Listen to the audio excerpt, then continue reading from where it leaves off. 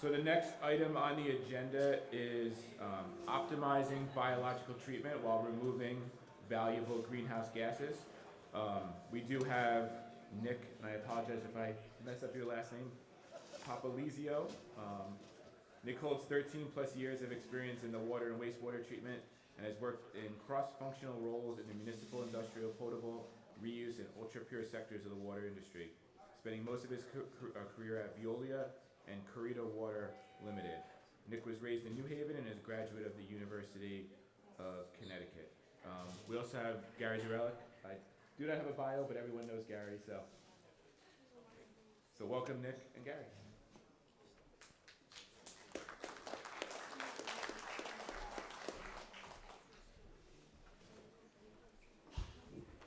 All right. Best slot there is after lunch. Everybody's ready to take a nap here, but this is going to be so exciting that you won't be able to sleep.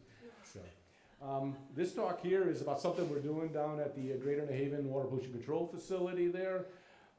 Started like probably more like 4 years ago now. We do various, communications with Yale. They like to, play around. Everybody loves to play around with wastewater.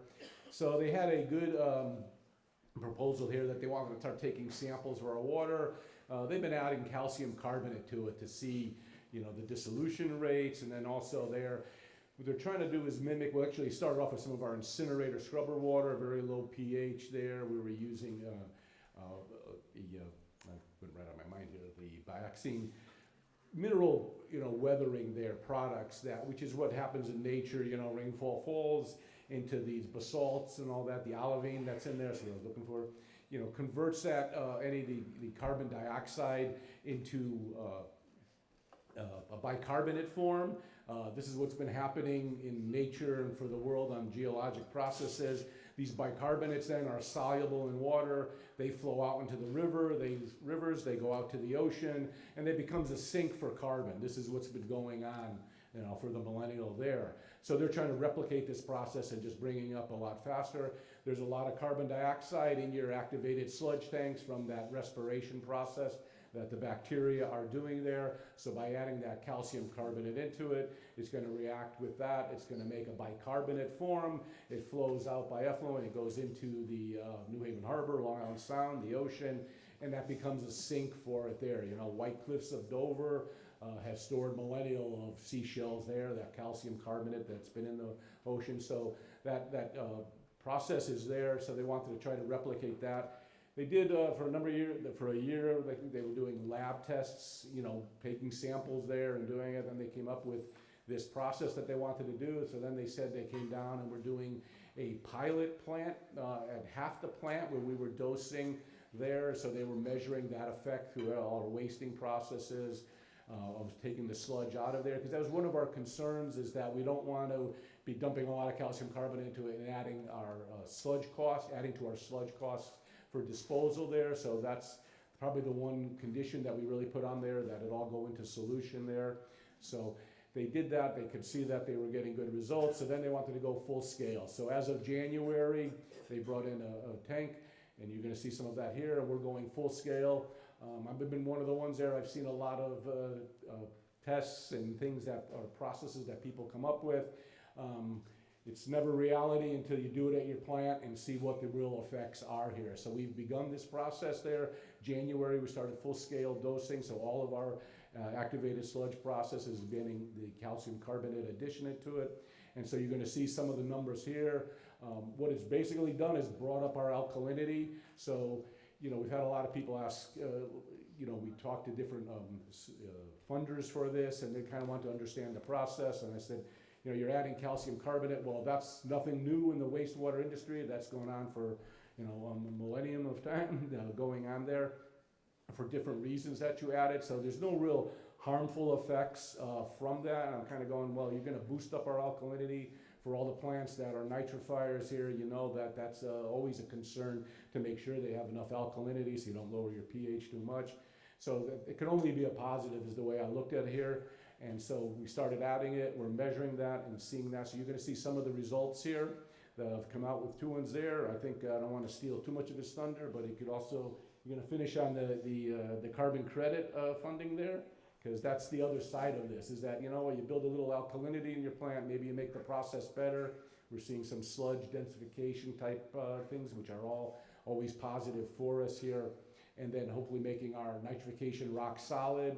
We do really well on our nitrification, so it's hard to improve on that. But we also like to be a rock solid part because we're a wet weather facility, a combined sewer overflow, so we're taking a lot of flow. So we have wet days like what's out there today. We have a lot of flow coming into the plant, and so our nitrogen limits aren't going to be good on these days when you calculate it. So we always try on all the dry days, make sure we maximize our nitrification and our nitrogen removal so that we can absorb better for those wet weather days that come in. So that's kind of the gist of where we went with this. It's been a good thing going on.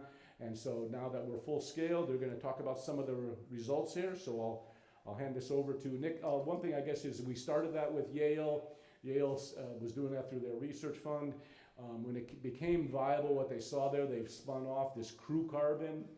This is actually a company here who can facilitate better with some of the financial institutions that are supplying for the carbon credits. And it gets them away, like they even said, you know, Yale's a big bureaucracy. I know it's hard for them to be a little more mobile. So that's where they spun off this company of Crew Carbon. And this is Nick, and he's going to tell you all the good things. Thanks, Gary. That was actually everything, pretty much. Any questions?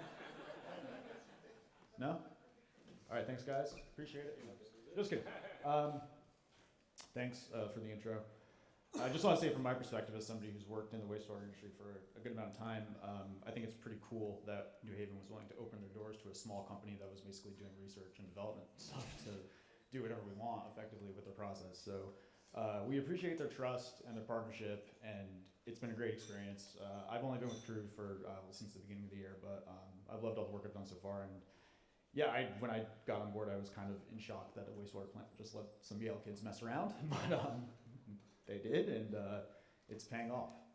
So a little bit about Crew, as Gary mentioned.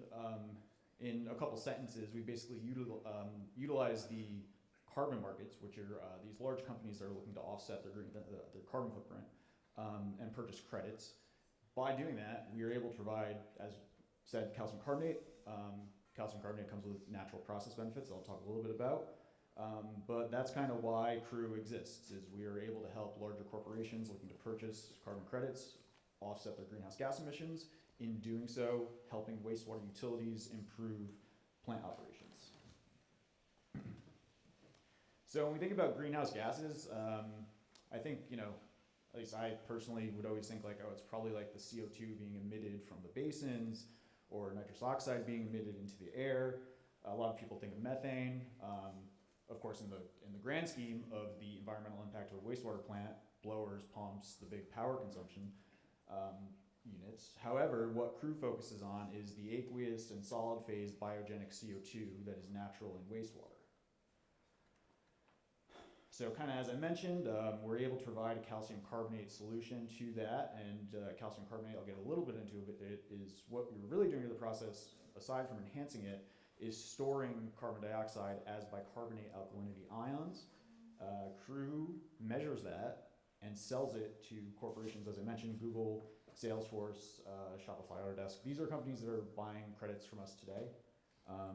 We recently, as of December, secured a $32 million offtake agreement, which is sort of like a pre-purchase agreement, where they've agreed over the next 5 years to buy 72,000 tons from us. So getting on to a little bit about how that works. We're working with the Department of Energy and securing some more funding for that. But we do have, my point being is companies that are very much interested in buying credits from companies like Crew, or Crew and companies like Crew that are doing something to quantify CO2 removal and reduce the environmental impact of necessary infrastructure like wastewater. And I mean, just to give you like a very brief perspective, Microsoft, for example, has been like the leading company in terms of purchasing carbon credits and offsetting their footprint.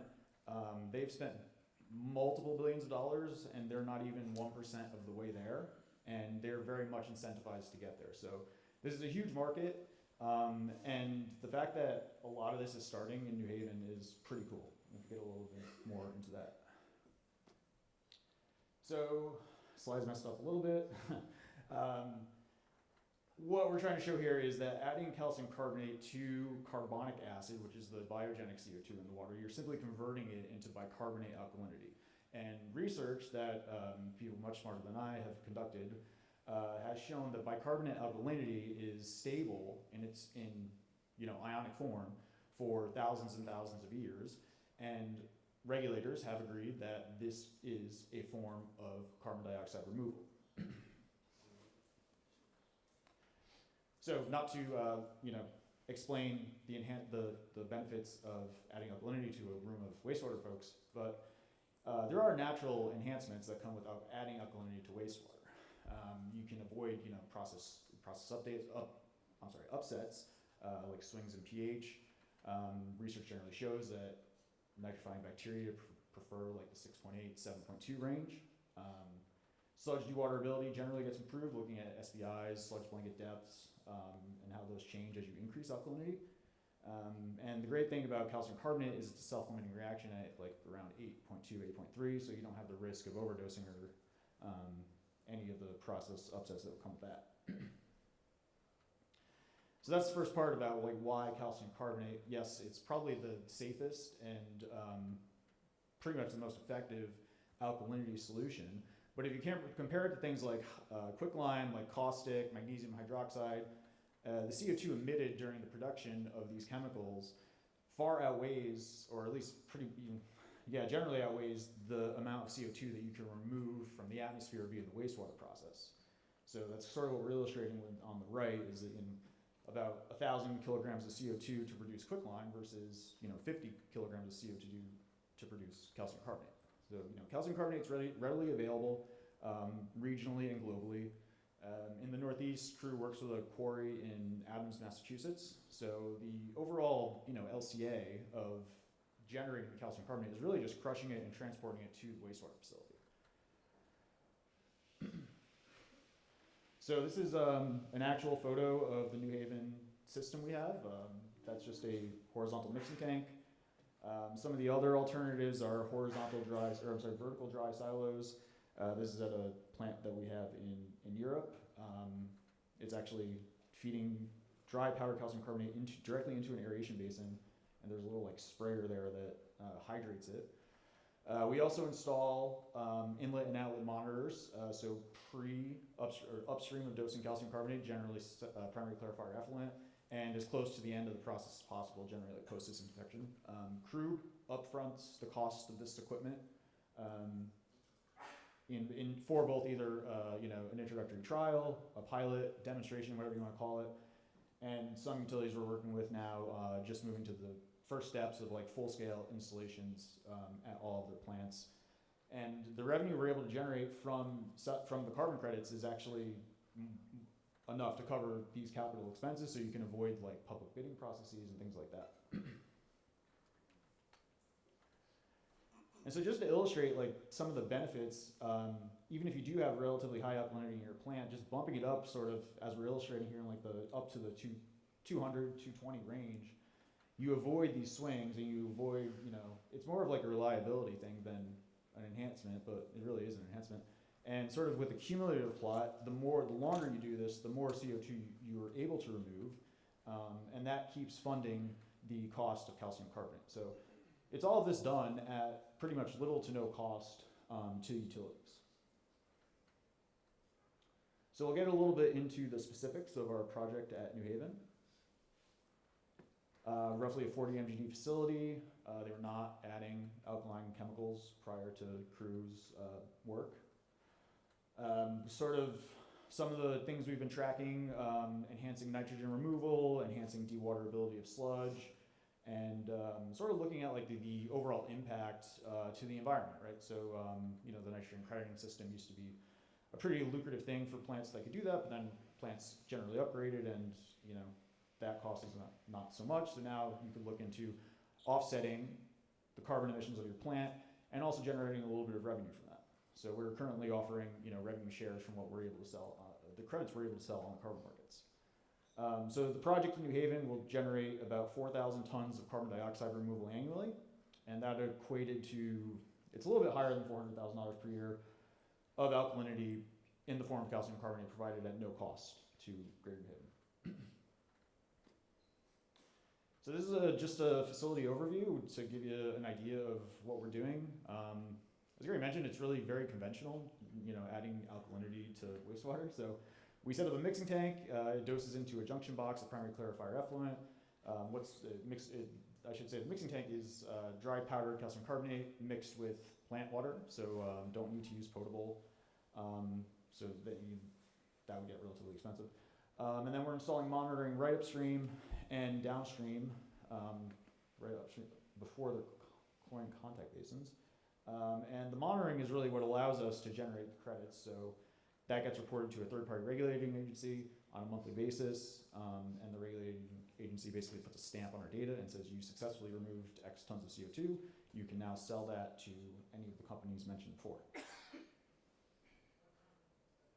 So looking at the alkalinity increases, graphs messed up a little bit, but generally we're tracking consumption of alkalinity through the process. So as we increase alkalinity, measuring pre-calcium carbonate dosing and post-calcium carbonate dosing, as long as we're tracking that it decreases, we're assuming that nitrification is still occurring. So it's sort of like reinforcing the process. And we're not full scale is going to look like adding an additional 120-ish parts per million of alkalinity to the wastewater stream, and we've seen pretty successful results in terms of it continuing to get consumed. So there's always, not always, but generally room for improvement to the biological process as far as oxidation goes. So graph messed up a little bit again, but looking purely at ammonium oxidation rates, or ammonium concentrations, just a year-over-year comparison, we've seen a pretty good drop from like 0.75 down to like the 0.25 range in the process. This is just comparing winter months 2024 to winter months 2025. So there's hopefully within the next year we'll have a lot more really good data. We're getting really good data every day. That'll hopefully help us better quantify the ability of calcium carbonate to remove nitrogen, enhance nitrogen removal. This is the stuff that I like to see, so like 18% reduction in SVI, pretty good, and decreased sludge blanket levels. And so again, this all comes at adding calcium carbonate at no cost. And if you're, if you're operating something like an incinerator where, the actual volume going into the incinerator is pretty valuable because you're generating revenue from the incinerator, then this could be beneficial and help you generate more money. So getting a little bit into the carbon credit verification, as I mentioned, there is a third-party regulating agency that we report all our data to. They, like I said, will say, okay, you successfully removed this amount of CO2. That company is called Isometric, and Crew developed the wastewater alkalinity enhancement protocol. We wrote it. It's one of only a few carbon dioxide removal protocols where if you want to sell carbon credits, you have to follow one of these protocols. It was reviewed by a lot of people in the industry and accepted earlier this year. And as recently as last week, we issued our first credits, so 104.4 tons of carbon dioxide removed. Of the many hundreds of carbon dioxide removal companies that exist right now, Crew was the 5th of all of them to actually deliver credits. And they were all generated at the New Haven East Shore Water Pollution Control Facility, which is pretty cool. And you could go online, look up the protocol yourself, look up the data, it's all there. I don't know who we sold them to. I think we'll know that in a couple days. But just kind of like wrapping things up here, hopefully I didn't go too fast, but why work with Crew? Well, it's really carbon removal, but also process benefits that come with it, all at no cost. So we're helping to optimize budget, we're helping to optimize process, and we're helping to optimize the overall environmental impact of your facilities. So if you are adding alkalinity like caustic or soda ash or something like that, it's a pretty easy solution. It's like you can kind of just remove that line item from your OpEx budget. But if you're not, you can always explore process enhancements and revenue sharing from the carbon market. And we're pretty ready to deploy. Generally takes us about 2 months to get equipment designed and on site.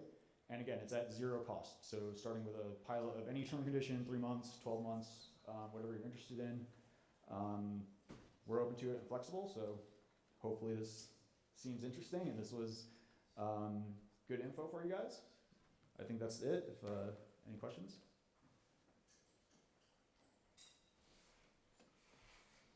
Obviously, you guys discharge to the salt water. Is this a viable process for discharging to fresh water? That's a very good question.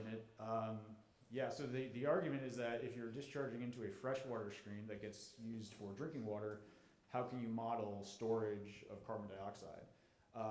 We're currently discharging into basically the ocean and rivers right now, but we are sort of exploring that. So it would really depend on the body of water. Like we've looked at like the Great Lakes, for example, so like Chicago's wastewater facility, Milwaukee's wastewater facilities, and generally determined that those are large enough to store CO2 permanently.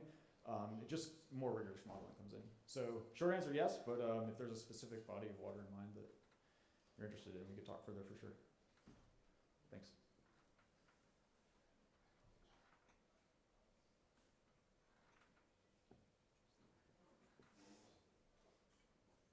All right, cool. Thank you, everybody. Thanks, Gary. Thanks, Nathan.